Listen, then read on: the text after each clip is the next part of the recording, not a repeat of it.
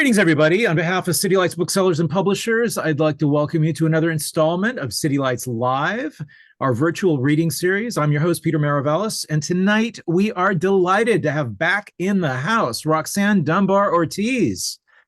Beacon Press and City Lights are celebrating a milestone moment in the publication of the 10th anniversary edition of the groundbreaking and New York Times best-selling book, An Indigenous Peoples' History of the United States.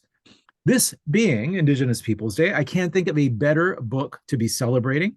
And now, of course, I'd like to acknowledge that we are beaming to you from the unceded ancestral homelands of the Ramaytush Ohlone peoples, also known as the San Francisco Bay Area. We would like to take this moment to offer respect to those who have come before us as stewards of the land. Numerous dialects were spoken along this peninsula. I know that many of you are watching from across the country and some from across the world. I would like to take this second to encourage you to get to know those who are indigenous to your area if you haven't already. Roxanne Dunbar-Ortiz's work is legendary amongst activist communities in the international indigenous movement. Her writings and scholarship have also made an impression upon a larger audience, having made it to the New York Times bestseller list. And of course, she is no stranger to City Lights, as we have the honor and distinct pleasure of publishing her book called Loaded, A Disarming History of the Second Amendment. She has given many talks at City Lights over the years. So for us, this is really, truly something of a homecoming. For more than 4 decades, Roxanne is known for her lifelong commitment to national and international social justice issues. She is the author and editor of many books, including Not a Nation of Immigrants, Blood on the Border, Red Dirt, Growing Up Okie, amongst others. She is the recipient of the Cultural Freedom Prize from the Lifetime Achievement of the Lannan Foundation. An Indigenous Peoples' History of the United States won the 2015 Penn Oakland Josephine Miles Award for Excellence in Literature. And now, this new edition from Beacon Press, a new generation is able to experience this important work, offering a history of the United States as told from the perspective of Indigenous peoples. And I love the fact that it's a hardcover, because I have just torn apart my softcover and I had to tape it together. So having a hardcover for this kind of a book is fabulous. I'm so happy that they just produced this really beautiful edition. Joining Roxanne in conversation this evening, we are honored to have with us Manu Karuka Vimalassery. He is the author of Empire's Tracks, Indigenous Nations, Chinese Workers, and the Transcontinental Railroad. He is also the co-editor of On Colonial Unknowing, a special issue of Theory and Event, as well as co-editor of The Sun Never Sets, South Asian Migrants in an Age of U.S. Power. His work appears in Critical Ethnic Studies, J19, Settler-Colonial Studies, amongst other publications. He is a member of the Council for Collaborative Inquiry and an assistant professor of American Studies at Barnard College. Join us now in offering a very warm welcome to Roxanne and Manu. Such an honor to have you both with us tonight. Welcome to City Lights. Thanks so much.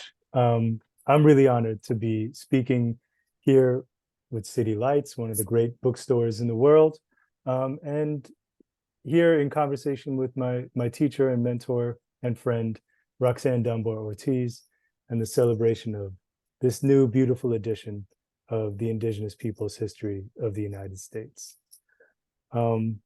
which I encourage all of you to run out and get your hardcover copy of. There's new material in this new edition, so even if you have the original, go and get a copy of this new one. So we are, of course, meeting today on the occasion of Indigenous Peoples History Day, and also the less auspicious occasion of Columbus Day, or as they call it in New York now, Italian American Heritage Day.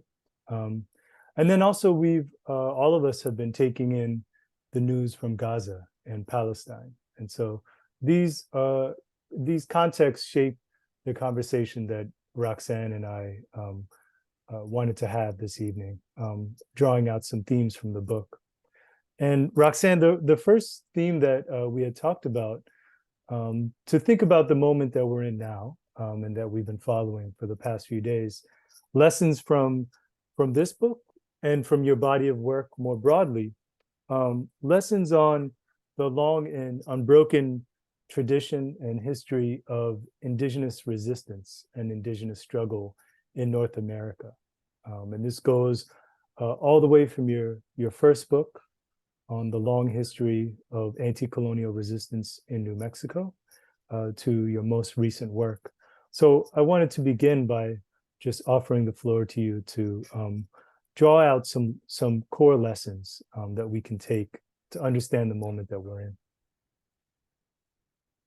Well, it's an interesting moment and an interesting day today when we see Palestinians, the colonized people, rising up, and so much accusations of violence on the part of the Palestinians, at least in the U.S. media. And yes, it has made me think all the past few days about how those same accusations, if you go back and read the old newspapers from the 19th century in the United States, they're filled with horror stories about the wild savages, the Indians, who are killing the settlers. Of course, the settlers are taking their lands and they're fighting back. And so settler colonialism is still alive. It is not still alive in the United States because the reservations and not all Native people have even 1 inch of land restored to them, especially in California and the East Coast, and the broken treaties and so forth. So this is not just history. People always get bored with history. Oh, well, that's the past. But it's really the history is the presence. And I think that's what's difficult to get over to people about Native Americans in the United States. They're written off as a lesser people, almost like, this white nationalism, a lesser breed, as the way African Americans are treated, a lesser breed of human, a kind of not completely human. So anything can be done to them, anything that they have no rights. So this I see, playing off 24/7 right now with Palestine, some of the same rhetoric and language coming out of, reporters for the New York Times and CBS and NBC, not usual white nationalists, but they too are chiming in. It seems to be a almost total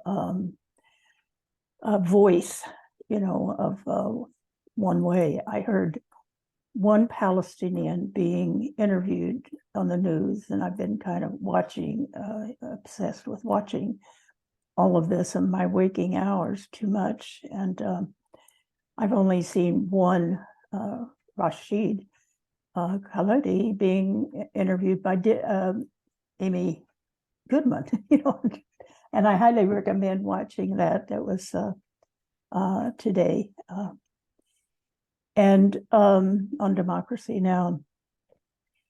So I think this, the book coming out at this time, the 10th anniversary book, the book has sold, by the way, the book has sold very well. It's a bestseller in the New York Times. A surprise to us, to Beacon Press. They usually expect a kind of mid-shelf, as they call it, mid-shelf sales, not boom sales. But so it has sold solidly. And I was wondering, well, why do we need a 10th anniversary edition when it's selling so well? But I really get it because it brings it to a new audience that may not have seen it before, because it's been 9 years, well, 10 years, it's 10th anniversary. It's a whole new generation that probably hadn't noticed the book. teachers, and also, and we do have Raoul Peck contributed a preface to the book. He had used it for his 4-part HBO series, Exterminate All the Brutes, which I recommend that you watch on HBO. And I have a new introduction that later I'll read a little bit from. Yeah, so it's very interesting to see settler colonialism, this kind of resistance in Palestine right now that is being so condemned for violence against the colonizer, that it echoes, it really echoes in the vilification of Native Americans as the enemy. So I want to get to the question of the settler reaction in a moment, but before doing that, I wanted to ask you maybe to draw out some more instances or concrete moments in the history of resistance that, if people in North America watching the news knew the history of this continent better, we would be better placed to understand the resistance of Palestinians in Gaza and beyond. One moment that comes to mind for me is the Dakota Uprising, which happened during the Civil War. The catalyst that led to the uprising and the reaction on the part of the Americans, and then the historical amnesia on the part of non-Native people about that uprising. So again, whether it's the Dakota Uprising, the earlier histories of the Pueblo revolts, which you've written about, I want to invite you to tell us about specific instances of struggle and resistance that could help us here in North America, based on the history of this land, better understand what's happening in Gaza now. Yeah, it really was 100 years of unrelenting warfare on the part of the United States to take the continent. It began before that. That's the 100 years of after independence, starting in 1780. It was going on all the time during the Revolutionary period, and of course the colonial era. It continued, but it also had they had pretty well, by the time of the Constitution, the settlers had and the settler governments, the governors of the colonies that became then the president and all of the officers of the revolution, mostly slave owners, by the way, that they had pretty well cleared, as they called it, cleared the 13 original colonies. And they immediately, during their revolution, started expanding into that still British-held territory, but the British weren't sending settlers there. So it was still pretty much Indian, regular Indian life controlled. And you mentioned the Dakotas, a famous uprising as they reached, that's Minnesota, the Minnesota Territory. It was a territory at the time, not a state.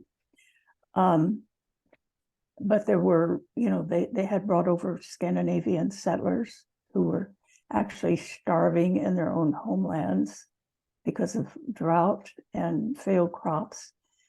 And they invited them. They sent petitions, saying, welcome, come, we have land for you. So they sent them out there without telling them it was inhabited, very, very densely inhabited, with Dakota farmers. They were agribusiness farmers with villages. And, here they were, they had been given land grants. They had petition, they had it in their hands. We own this real estate.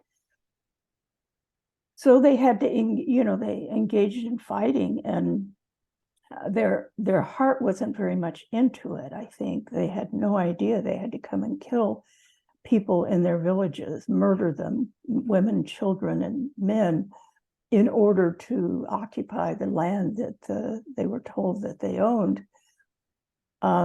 So this was the middle of the Civil War in 1863 that Lincoln sent the army in to crush the Dakota revolt against these settlers. And it was a genocidal killing, because these Dakota farmers were not, they were farmers. I grew up in a farming family, and farmers really like to protect their crops, from various things that might, but they really are not into killing people necessarily. They're not, I don't think anyone is. They have to be, sort of trained to do that, to take other people's land. So they sent in the troops, and it was, they forced them out. They captured about 300 Dakotas and sentenced them all to hanging. And it did seem like, a pretty big job, to hang 300 people. So Lincoln reduced it to, I can't remember the number, 37, some odd number like that, but by a lot. And here were all the captives, and they said, 37 of you come up. So just arbitrarily. And some Dakotas I've heard tell jokes that that they hid behind the person in front of them so that they wouldn't have to go in, joking.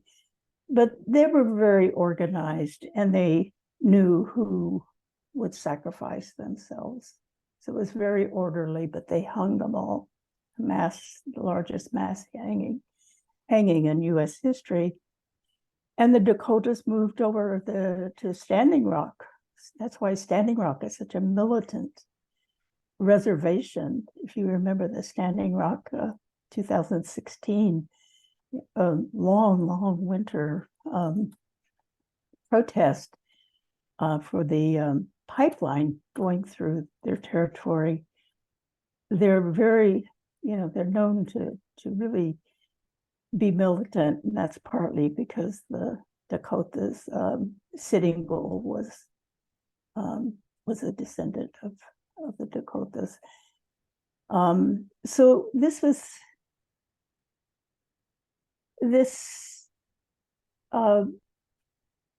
insistence on taking the continent. I think it's one thing that US people have the hardest time grasping is the intention of taking the continent when they made their War of Independence, because Britain was preventing them from expanding, and they had already gone illegally up into Appalachia mountains, these Scots-Irish settlers. My ancestors named Dunbar, and they were from Appalachia. They had gone, and they simply pushed these very peaceful farming Cherokees, pushed them out. Of course, the Cherokees organized and fought back, and so the British put a line on the eastern side of the Appalachians, and said that all the British settlers had to return to the 13 colonies. And that is the reason for, this was 1863, the proclamation. That was when Washington and the other slaver plantation owners formed their revolutionary for the independence of the United States. And they wrote into their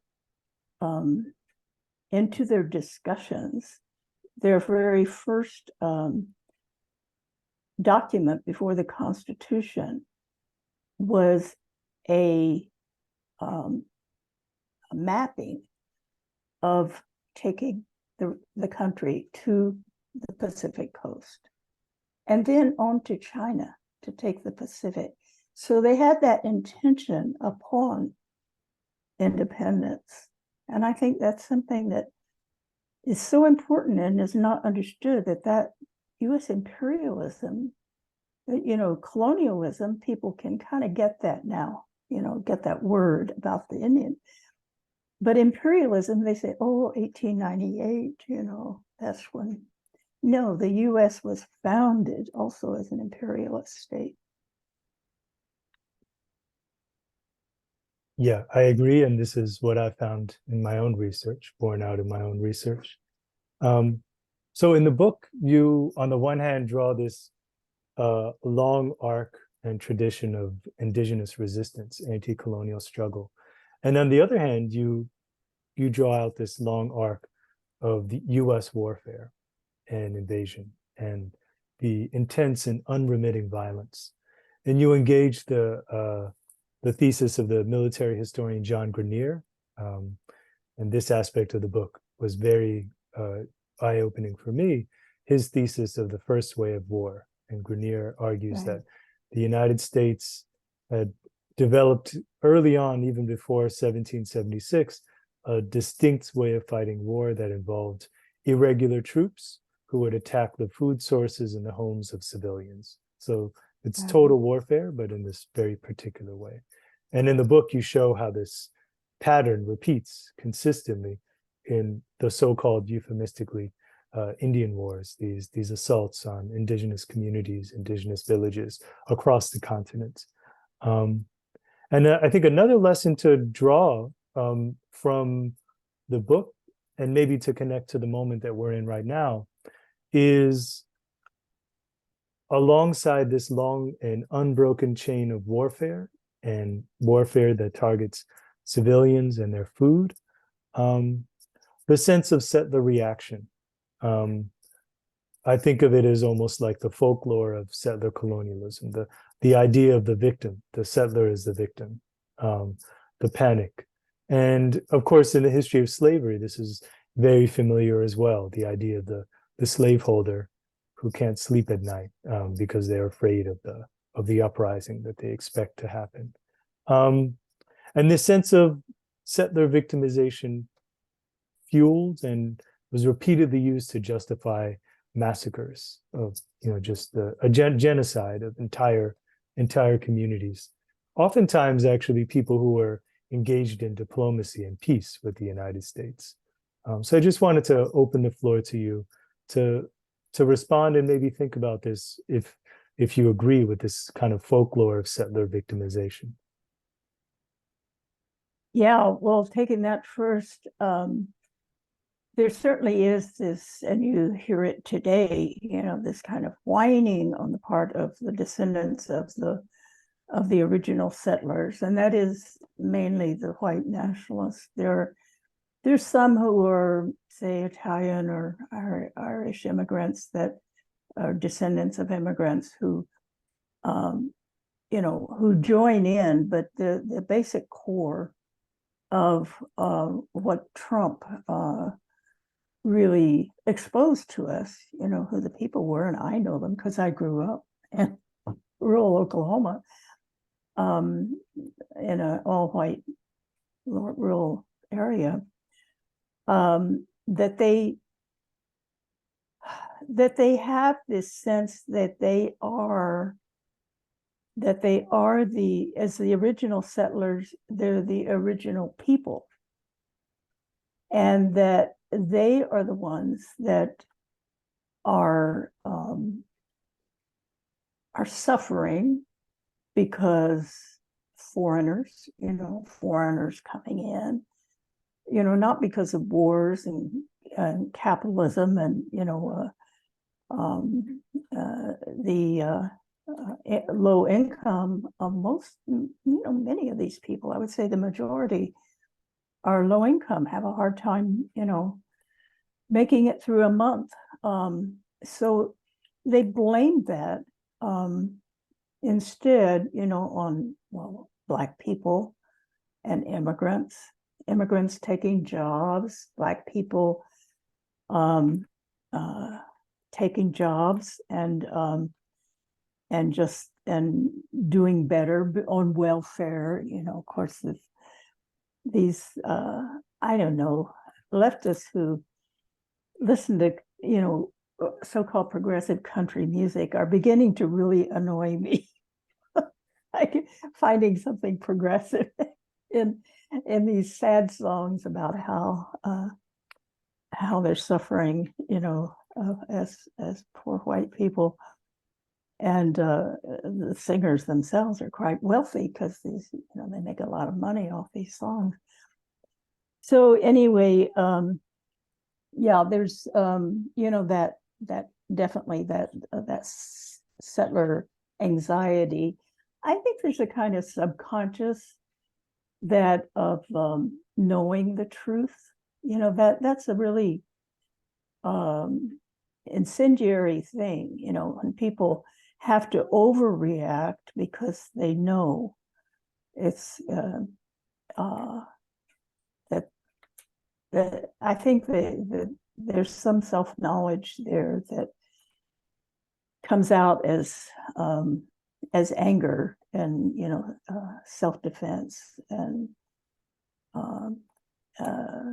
and just feeling that they're being cheated somehow by the banks, by the Jews, by whatever, Black people. Anti-Semitism plays a big role in this, in these white nationalist groups. Jews as bankers, Jews as so, and it's kind of contradictory with their evangelical churches. They're very close to current day Israel Zionists, which they don't quite identify as Jews, because they're settlers. They're so similar because they're settlers. They have this sense of affinity with them, and they don't really think of them as Jews. So they can have at the same time their deep anti-Semitism and their pro-Israeli settler colonialism. It's interesting. People live with a lot of contradictions in their heads, and this is one of the most dangerous. So the back to the Grenier, John Grenier, I really recommend people read that book. It's the American Way of War. So he ends the book in 1813. I say, Grenier, I have to finish this book for you, which I pretty well do in my book, because it's there's just nothing like it. There's been no other book like that on colonial America, the 13 colonies, and the warfare. And what he does that is so important to understand U.S. militarism today is that he says everything that was formed in that period of time from 1619 to 1813 was created, the armed forces we have today, their mentality, the imperialism, the paranoia of someone's always after us, even though we have these two oceans on each side and two neutered countries, on the southern and northern border, totally neutered. They don't in any way try to, Mexico tried, but, lost half of its territory. So there has no real fears that this is, they still have this paranoia that they're going to be attacked all the time. They have to be alert. They have to keep a standing army. And they have to preempt it by occupying other places, and especially every island in the world. For their, we don't think very much about warships. There are warships lined up again over in the Mediterranean right now, U.S. warship. They mobilize them very quickly. Warships, not just ships, all along the Gaza border, Mediterranean border. And that was the way that they did their imperialism, by building building fueling stations on islands, occupied islands. They had, these were not without people, but they pretty much just gave them diseases, or just deported them. Like the Chagosians that they deported from their homelands, that David Vine has written about. They just rounded them out and deported them, and now it's a military base, U.S. military base. So that, that's the kind of imperialism after. But what gets left out is the colonization of the continent. That's kind of like, okay, that's the expansion of the frontier. They have all these words for it. It's expansion. That the indigenous people had were so few because of the genocide of the wars, that the diseases that come from warfare spread throughout. So there was definitely a reduction from 100 million to 10 million. That's pretty much what a genocide is. But it doesn't mean that they disappeared or didn't fight back, because they did, across the whole continent. And that is, Grenier's point is that is the formation of the U.S. military today.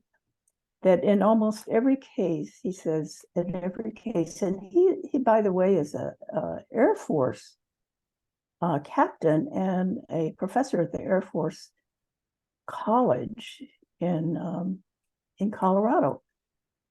It's a very strange thing that some of these insider military people have all this knowledge they learn at West Point and these places, that they the students know it, the soldiers know it. It's an odd thing how this can all be done without totalitarianism. This is the brilliance of the United States, how to be a totally controlling of the population itself and the world without concentration camps and stuff. So it's a very, and they learned that in their 100 Years War against the Indians after independence. They found a way to do that, and because they did it here. So well, that was a long answer to it. Well, I think it was a rich answer, and I think where you ended, I just want to remind everyone who's watching that Roxanne, your books Loaded and Not a Nation of Immigrants also discuss this question of white nationalism in historical depth, but also in more recent U.S. history, and its relationship to what we're thinking about together as this kind of folklore of settler victimization or anxiety.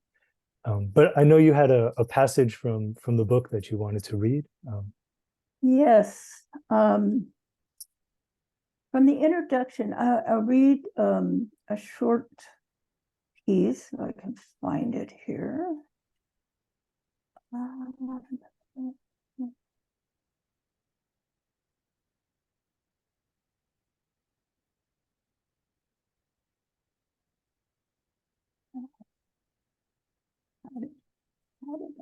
Okay, here it is.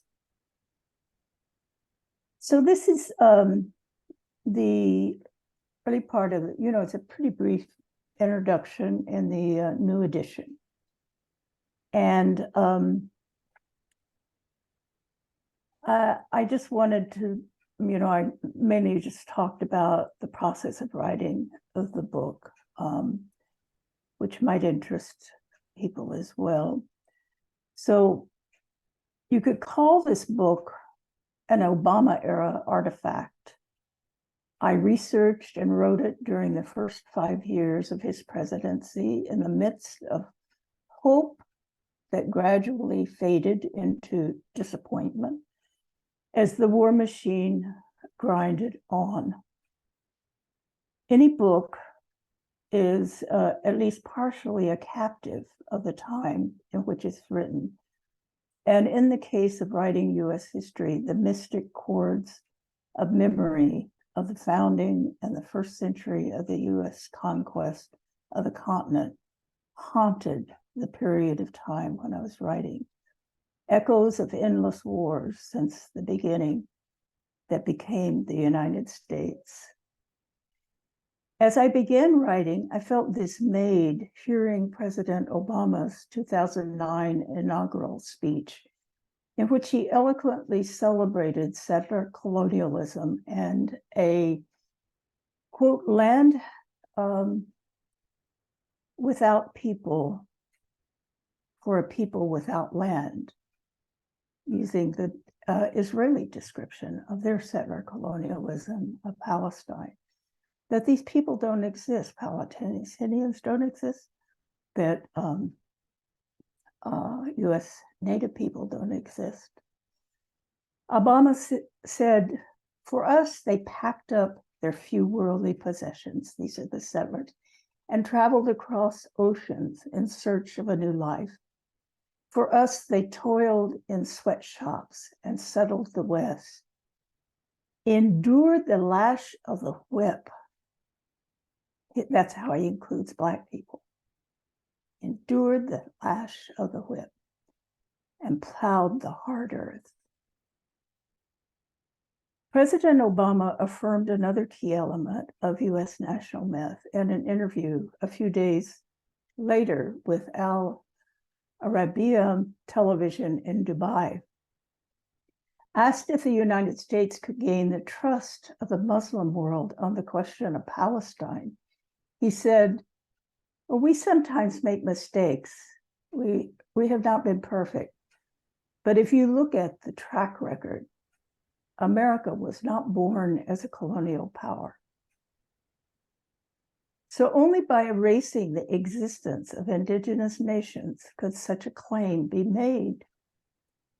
Rather than ending the war in Afghanistan, Obama ramped it up, celebrating the US Special Forces 2011 assassination of Osama bin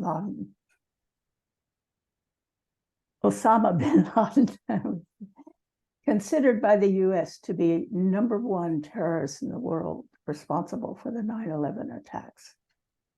The videotape of Obama and other officials watching the entire operation showed the joy on their faces when a voice proclaimed, Geronimo is dead. Never forget this. Neither the president nor his aides apologized for the choice of the code name when asked about it. Coming from arguably the most liberal US president ever and the first Black president, Obama's reaffirmation of the country's official original story grounded me in my task. That task was to create a new narrative that promised liberation from a false national story. The only means for doing that was through the experience and narratives of the Indigenous peoples who were targeted for elimination from the first landing of Anglo settlers on the continent in 1607. It also meant that my task had to be about war and violence, the endless wars to take and hold the land of the continent, followed by domination of the rest of the globe, settler colonialism and imperialism based on the Christian doctrine of discovery. This is a papal bull issued in 1493, granting all the Western Hemisphere to the Spanish monarchy. That also was inscribed in US law in the 1820s. The doctrine of discovery of 1493, a papal bull of the Holy Roman Empire, marked the onset of the brutal colonization and looting of the non-European world for the next 5 centuries.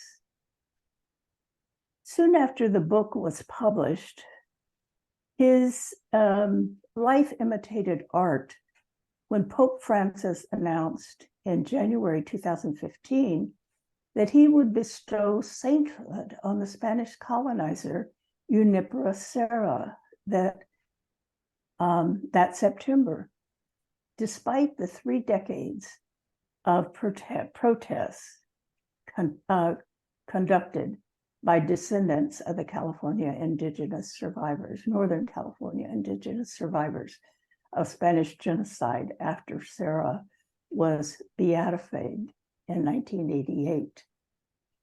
That had been the first step to sainthood, but was so controversial that it had been set aside by the Vatican. In the first canonization to take place in North America, an orgy of solemn celebration of colonialism and the genocide of California Indigenous peoples, President Obama and First Lady Michelle Obama, cabinet members and members of Congress attended the ceremony in the Shrine of the Immaculate Conception in Washington, D.C., broadcast live on most television and radio networks. This was a blatant confirmation of the continued authority of the doctrine of discovery. The Holy See choosing to locate the sainthood ceremony in the US Capitol with a government endorsement presence as host confirmed as well that the United States was carrying on the imperialist Holy Roman Empire's doctrine of discovery. So that's to tell you what Columbus Day is too about.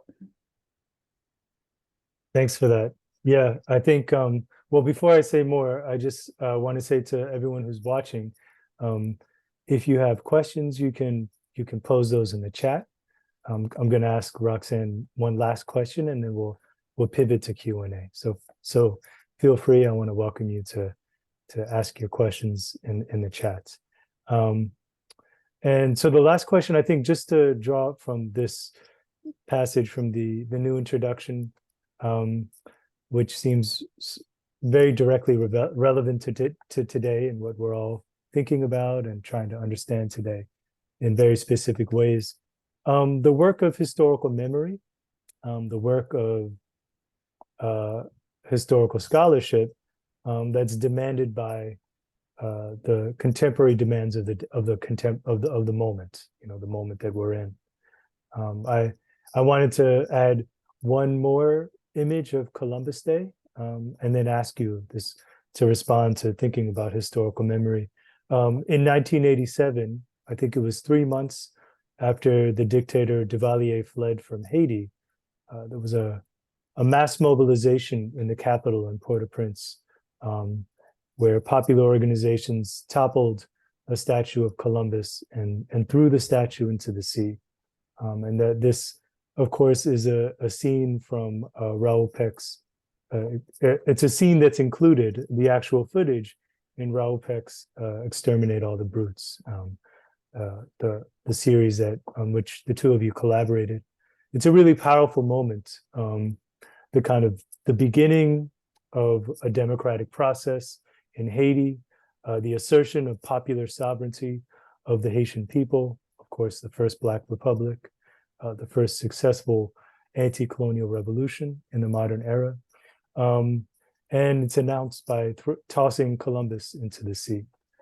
And so I wanted to ask you to speak about memory, collective memory, let's say academic memory in its different forms as a terrain of popular and anti-racist and anti-colonial struggle. Yeah, memory is so important. And once you begin that process of remembering the reality, you can't go back, and it definitely eats at you, you know. So I think I understand why people are reluctant to know these things, because not knowing, I think for one thing, they feel helpless that they can do anything about it. But of course they can do things, you know. There was the French Revolution. I won't count the American Revolution because that was a reactionary thing.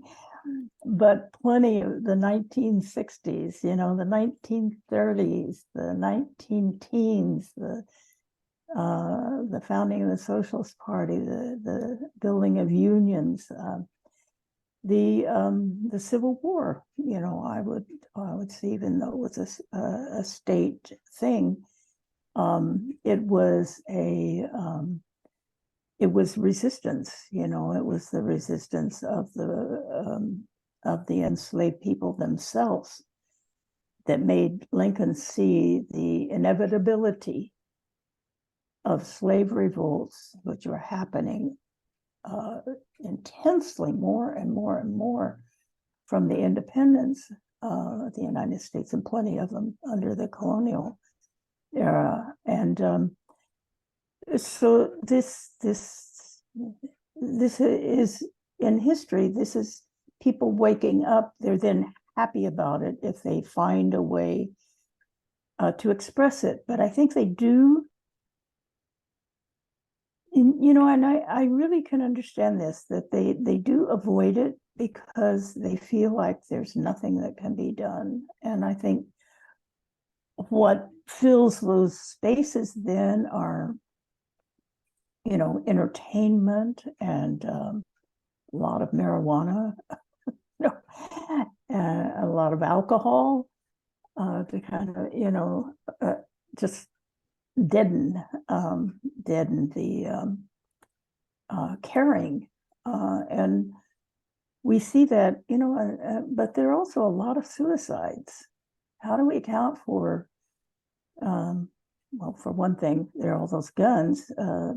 People used to try to kill themselves by hanging and often failed, and then were happy for it, or even jumping off the bridge and failed, you know, that they survived. That, God, I wish I hadn't done that.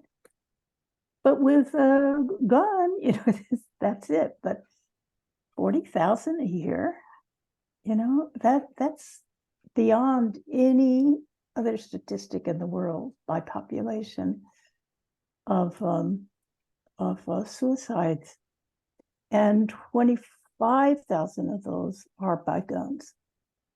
So why are so many people, and these are often young people, not say someone with cancer who wants to, you know, just not deal with it. That could be, but they're it's not really suicide. It's really just deciding to not deal with it. But that it's young people, and mainly young men, and a majority white. Why are these people killing themselves?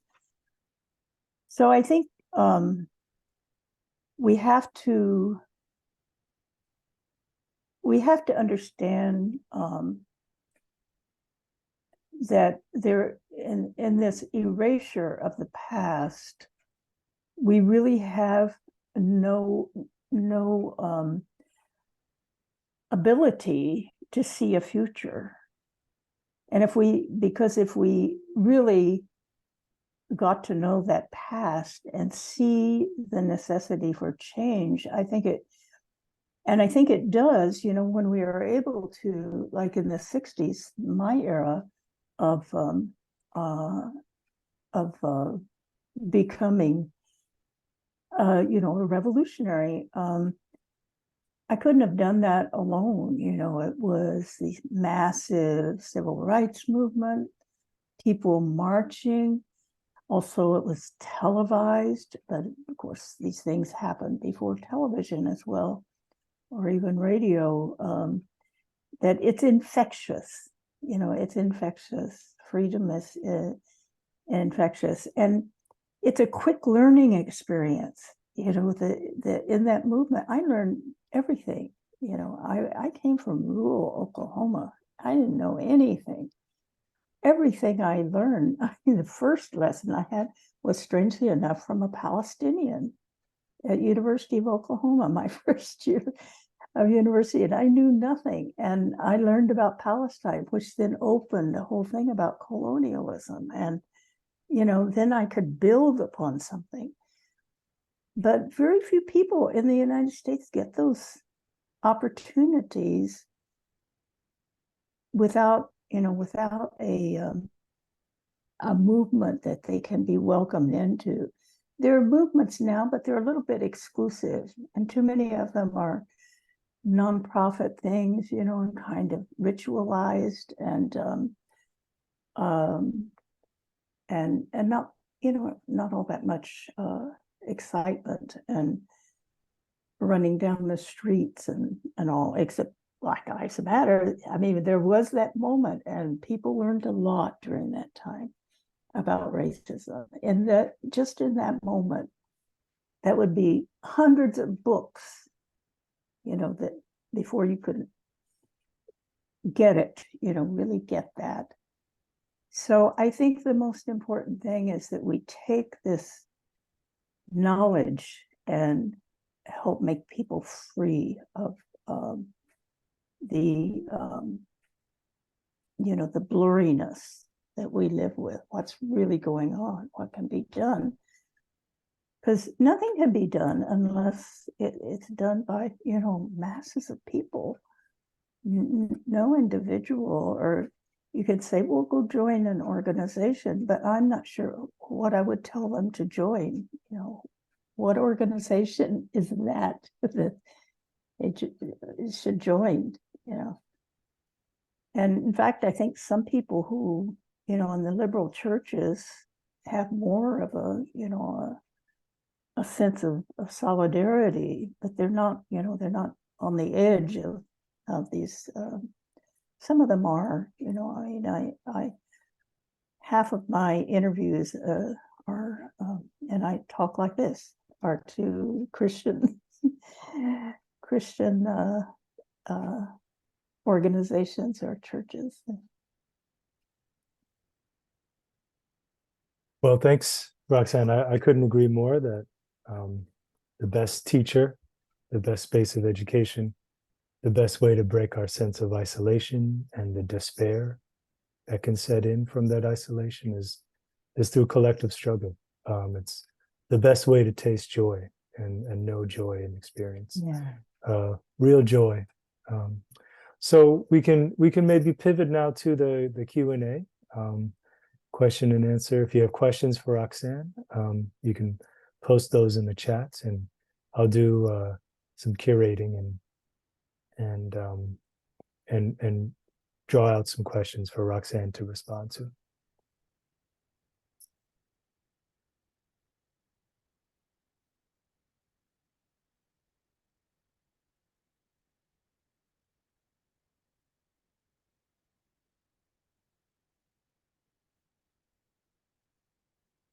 So we have a request to remind everyone of the name of the film that you worked on with Raoul Peck. That's an easy question to answer. Yeah, Exterminate All Brutes. It's based on a 3 books, including an Indigenous people's history of the United States. I worked with him on the script as well, and the other 2 authors had passed away, so I was the only one left to work with him on a daily basis, really, for a couple of years. So it was a wonderful experience, and the product is absolutely amazing. There's also a published book called Exterminate All the Brutes, if you want to read the synopsis of it and then watch it. And that film is available on Max, formerly known as Yeah, HBO it Max. should still be available on Max or some that's who made it, so it's somewhere in their archives. So we have a question from McAllister College. Do you see the opioid epidemic as a response to settler colonialism and white supremacy? Well, there's many.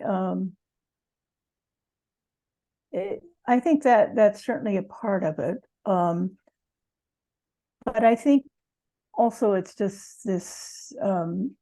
It's so widespread now. It's hard to pin down. It used to be kind of easier. Why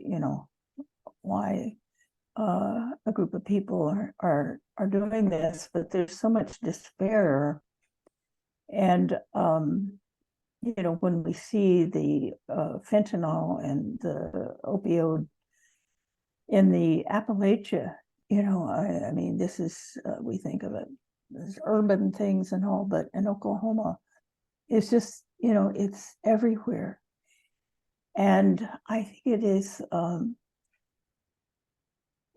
It is despair, but a part of it is simply giving up on understanding what this country is about, what the future is, that people are just, really anesthetizing themselves, just dropping out. And of course, there's so many deaths from it because it's the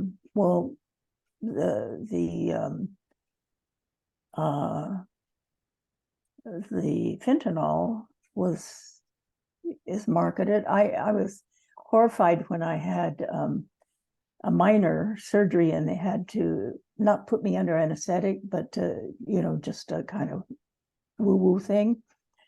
And she had me take, she's getting me a shot. And I said, well, what is it? And she said, fentanyl. I said, fentanyl?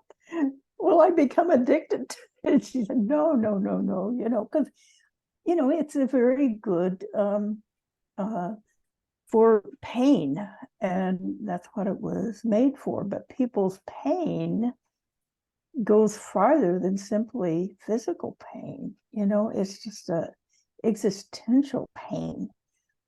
And I think that's why, and settler colonialism, it's an interesting insight because in a way it is. It's such a,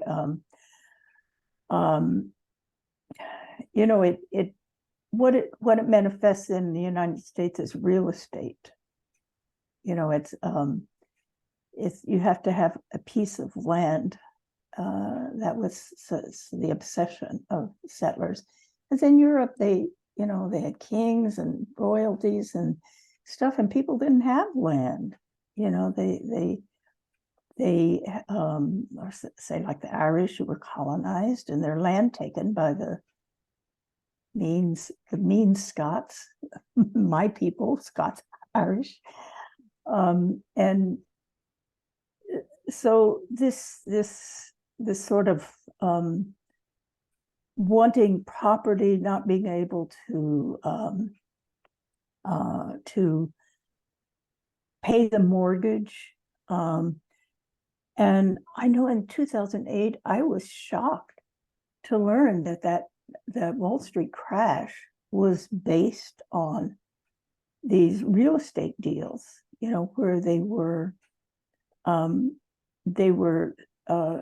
selling, and I was one of the people who did this, got out of it because I couldn't really afford to buy anything, and I had always been a renter, but I decided to buy a condominium, and when I had a very low payment, and they had these balloon payments, and when I saw that balloon payment coming, I sold it. This is no, and fortunately before the crash. But this was awful because people, they were getting these kind of fake mortgages, and those mortgages were being bundled and sold, and it just, it was, and it's happening again at some level, because this the whole point of Wall Street is to pay off their, the investors, and most of these investors are, on the edge. They're investing, it's gambling, So there's really a lot of fear of a crash. There's a fear of the interest rates now. There's a fear of a recession. And this almost all has to do with owning property. I don't have to worry about that. I don't know, Social Security, my retirement. I rent an apartment. I'm happy at a very low economic level of, I have everything I need, and recently got rid of my car, even because I didn't want to drive anymore. So I think, we're so pumped up that we have to buy things and all the new things, and this is capitalism, and we're the ones that keep it going. And I think it's people who are evicted from their homes, and we see, the people we see, they call them homeless people. They're houseless people. They're generally people who have lost their homes, and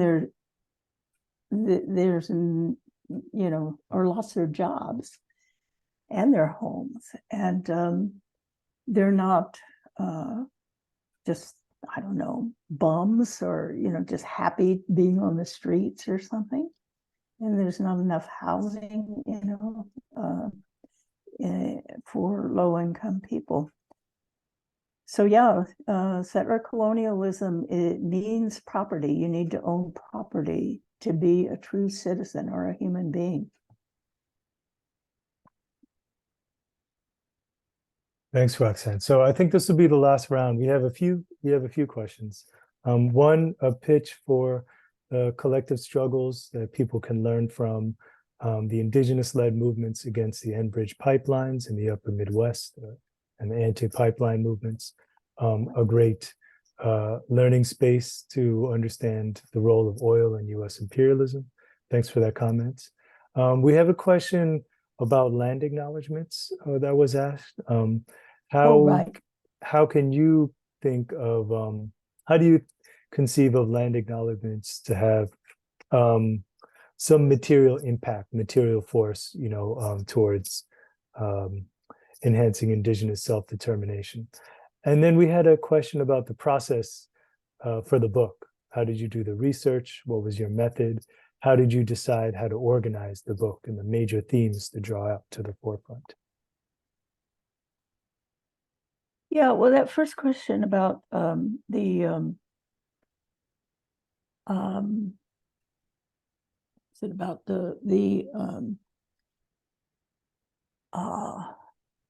I've already forgotten. The first one was a comment about the indigenous-led Oh, right, anti-pipeline movements. indigenous movement. You know, the indigenous movement, I wrote an article, you can Google and find it, on the first 10 years of the United Nations work that began in 1974, the year after the Wounded Knee uprising of 1973. Everyone knows about Alcatraz. People are out on Alcatraz today with you know, because Thanksgiving 1969, a group of Indians went and claimed the territory of Alcatraz. It was half a joke. This was the 60s, and everything was half satire. And it was their manifestos and everything were just wonderful. And I have a lot about that in the book, with a lot of the text from that time. And it grew, it became huge. I mean, Jane Fonda came back from France just to go to Alcatraz, and the Coast Guard stopped the boat, anyone going visiting after a while, and they got, harsher, but it was 18 months. And people learned a lot from that. In any movement, like I said before about myself, I learned about the world through, not through so much books and all, but my reading of history is formed really by what I've learned in movements. It's a quick learning. And another thing we had in the 60s were teach-ins in universities and high schools. Those were amazing. They would go for weeks, the whole classes would turn out, they'd have the biggest auditorium in the university. I was at UCLA. And those teach-ins, different people would come for no pay at all, famous activists and all, to give talks. And of course, Noam Chomsky was on that track, on others, wonderful people just teaching and teaching. And it was mostly about the Vietnam War. This was a Vietnam War protest. And then, of course, there was the 1969 closing of the university, starting with Columbia, occupations of universities. And I traveled across country during that time. It was just such an amazing thing, and you learn so fast in those circumstances of oral, at least I do, because I don't know, growing up mainly with oral history, knowing history through stories, that it goes deeper somehow, the oral history, than just reading books or reading newspapers or researching. And so that's why it's really important to turn whatever you're doing, find a way to also bring it to other people. This Dave Eggers, this really wonderful novelist and memoirist, he, with the money he got from being, writing a bestseller, he has here in San Francisco set up writing classes free for young people, even for children. And it's a, kind of a small operation, but anyone could volunteer to go and teach, any writer. And of course, we have a lot of writers here, and they go and teach. So I think you can create a movement, just by starting something like that. One person just deciding, they're going to do that. And so it doesn't take just, we have these kind of routinized demonstrations now, which Black Lives Matter was not routinized, but it did become corporatized, unfortunately, toward the end of it, because it was so popular. But it didn't start that way. It was very spontaneous, and 3 young Black activists in Oakland really started it. And so, then we had the Occupy movement in 2011, but these things kind of sizzle out, and we have to find a way to,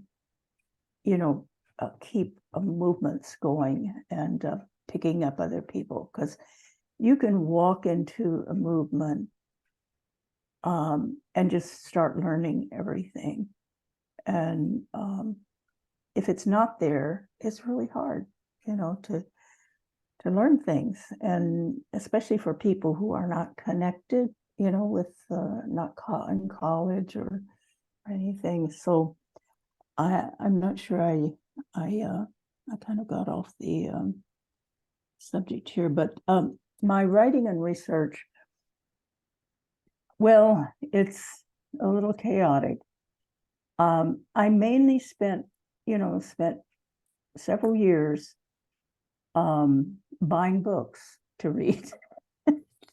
That in the end, that I either didn't read or they weren't helpful, or that it was almost like an avoidance. I have this in common with other writers. I mean, there are some writers like, I don't know, some writers who just write all the time very easily, but most writers I know, and I've been in a lot of writing groups, it's the thing they love most doing, and it's so hard to get started. You do everything. You go bake things, you go clean the floors, you do anything to avoid it. And so it takes a long time, but all the time, at least for me, I'm thinking about it. It's on my mind all the time. And then somehow at that moment that I feel, yes, now I've got it, I sit down and write very quick. I ended up writing Indigenous people's history. I tell people it took 8 years. And they say, "You were writing for 8 years for a 250-page book?" And I said, "Well, no, I was not writing. I was thinking." But when I start writing, I can't stop. And my friend Ann Wiles that I see here, she was amazed during the pandemic when in 8 months I wrote Not a Nation of Immigrants. And she would try to come over. I was writing from 4:30 in the morning, and then having lunch, and then until I collapsed at 4:30 or 5 in the evening. And I wouldn't see anyone, and people were worried about me. You're all alone. Why aren't you getting out a little bit? But I had been I had had that contract for 3 years and hadn't gotten to it yet. So the pandemic was for me a great productive time. No one to bother me, no one to deal with, nothing to deal with.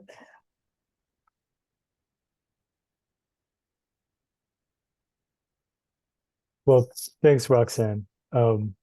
Once again, we're here celebrating the 10th anniversary edition of the Indigenous Peoples' History of the United States, which is out now and newly available from Beacon.